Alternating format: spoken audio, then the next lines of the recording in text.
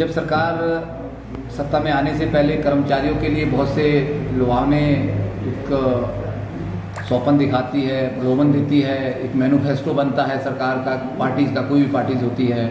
उस मैनिफेस्टो के आधार पे सरकार दावे करती है कि हम अगले 5 सालों में फलाने काम जो भी है उसको करेंगे, और एक लोकप्रिय सरकार देने का एक वादा सरकार करती है। और ये सरकार भी 2018 में सत्ता में आई, और उसके बाद आप देख रहे हैं कि सरकार का 5वां साल लगा है और सरकार बिल्कुल इलेक्शन मोड पे है। निसंदेह सरकार, हम ये नहीं कह सकते कि सरकार ने कुछ नहीं किया।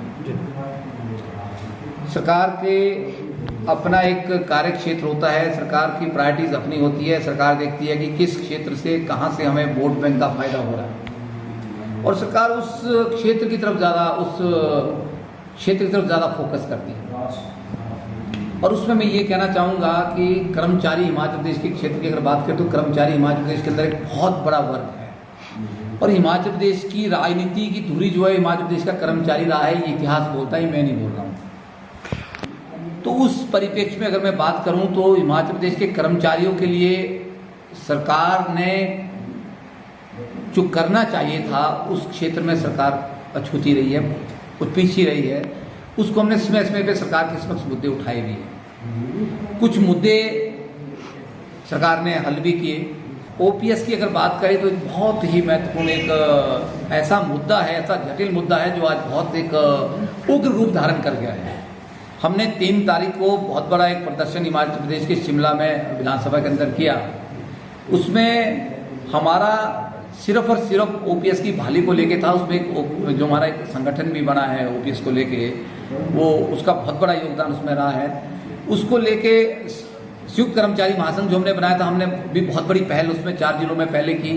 फिर हमने उसके लिए लोगों को मोबिलाइज किया, और उसका ही एक जो एक जीता जागता उदाहरण है कि मैं आज आपके बीच चंबा में पहुंचा हूँ। मुद्दों की बात करें हम तो मुद्दे बहुत अनगिनत है। एक मुद्दा आया 4914 का मुद्दा, ये तो एक ऐसा जटिल मुद्दा है, ये जब तक हल नहीं होगा तब तक सरकारों की सांसें रुकी रहेगी, वो चाहे सेंट्रल सरकार है चाहे किसी स्टेट की सरकार है। और मैं आप विश्वास से कहता हूँ बहुत जल्दी पूरे भारत के अंदर सभी स्टेटों के अंदर जो है ये ओपीएस की बहाली होगी। अन्यथा जो माननीय हैं उनको पेंशन छोड़नी पड़ेगी, ये मैं दावे से आज आपके सामने कहता हूँ। इसी संदर्भ में जो रैलियाँ चल रही है, परसों 26 तारीख को धर्मशाला में भी एक बहुत बड़ी रैली होनी है, और लगातार इसके ऊपर सभी कर्मचारी संगठन, सभी कर्मचारी नामंद है। मैंने परसों भी अपील की थी कि सभी कर्मचारी सारी बातों को भूल के कि मैं किसका आदमी हूँ किसका नहीं हूँ, हम सबके आदमी हैं, हम सरकार के आदमी हैं, पर लेकिन अपने हित को लड़ने के लिए हम आगे आए।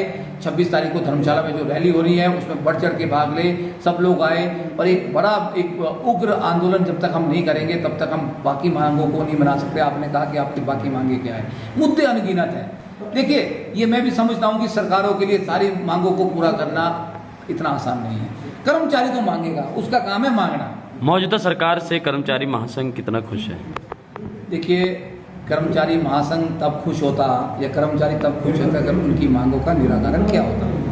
बड़ा दुर्भाग्यपूर्ण है, हमने कर्मचारी महासंघ बनाया, हमने सरकार को पे कमीशन की अनोमली के बारे में बताया, एक एक मुद्दों को हमने डिटेल में बताया। हमने प्रबोध सक्सेना जी जो एसीएस फाइनेंस, उनको हमने सारी अनोमली बताई, लेकिन हमारे को बातचीत के लिए बनाने के बजाय हमारे को प्रताड़ित करने के लिए, और ये कहना कि वीरेंद्र चौहान को हम सजा के रूप में चंबा भेज रहे हैं, तीसा भेज रहे हैं, तो मुझे तो लगता है कि इससे बढ़िया जगह मेरे लिए कोई हो नहीं सकती है। मुझे सजा नहीं मिली है, मुझे एक बहुत बड़ा अवसर मिला है सरकार के द्वारा, माननीय मुख्यमंत्री के द्वारा, कि मैं ऐसे ऐसे लोगों से मिल रहा हूँ, ना जाने कितने लोगों से मेरा संपर्क होगा। पूरे 8 जिले मुझे काम करने के लिए मिले, आता हूँ जाऊँगा। अगर हमारे जो करता धरता है, जो करने वाले हैं, पहले तो बोला कि जो लोग 3/1/2022 तक नियमित हो चुके हैं उनको जो है वो राइडर हटा दिया जाए। वो राइडर हटाना नहीं था, उनको छूट देनी थी कि जो 6ठा वेतन आयोग है वो तब ऑप्ट करेंगे। ऑप्शन एक्सरसाइज करने की छूट, उसकी सीमा बड़ी है, यूं कहें उनको वो ऑप्शन एक्सरसाइज 6ठा वेतन आयोग उनको तब लागू होना था कि जब उनके 2 साल पूरे हो गए। जो सेवा में है वो कॉन्ट्रैक्ट पे है, रेगुलर नहीं हुआ, तो वो भी हकदार है। वो नोटिफिकेशन कल हुई है, वो सिर्फ इतनी हुई है कि उनको वो डेट ऑफ जो 6 पे कमीशन को ऑप्ट करने का टाइम है वो एक्सटेंड हुआ है जब उनका 2 साल रेगुलर का पूरा होगा। उनका राइटर नहीं हटा, 2 साल जब पूरे हो गए तब उनको बेनिफिट मिलेगा, पर कितनों को मिलेगा प्रश्न नहीं, और कितनों को फायदा।